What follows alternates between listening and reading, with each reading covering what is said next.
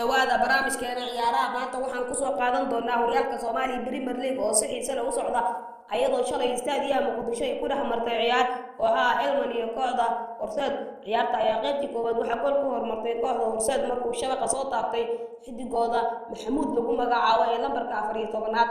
ciyaarta waxaa hal iyo hal ka dhigay xidiga kooxda Elman ee u qaata lambarka 4aad ee Cabdixafiid lagu magacaabo. marka la ciyaarta waxaa ka dhigtay 2-1 kooxda Horseed markuu shabaqa soo taabtay xidiga lagu magacaabo Cali Cadde ee lambarka 4aad u qaata kooxda Horseed. marka la ciyaarta waxaa 3-1 ka dhigay xidiga lambarka 10aad ee uga ciyaara weerarka kooxda Horseed ee lagu magacaabo Farxaan Xidig. ciyaarta ayaa ku soo dhamaatay 3-1 ee guusha ku raacday kooxda Horseed.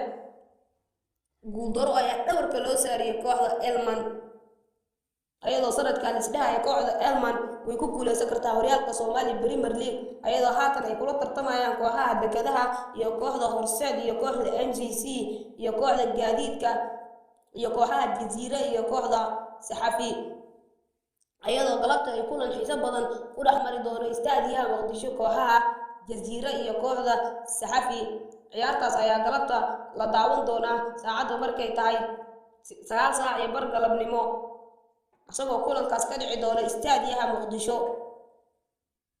horyaalka Soomaaliya Premier League ayaa sanadkan si xiiso leh u socda ayadoo kooxaha ay ku wada tartamayaan horyaalka loolan ayaa lagu jira kooxdii qaadi lahayd ee horyaalka Soomaaliya Premier League fadlan hadday tahay markii kugu horeysay aad soo booqato YouTube-keena xogta ciyaaraha dunida fadlan subscribe inoo saar gambaleelkana furo si ay ugu soo dhacaan wararka ciyaaraha soo galina maalin walba.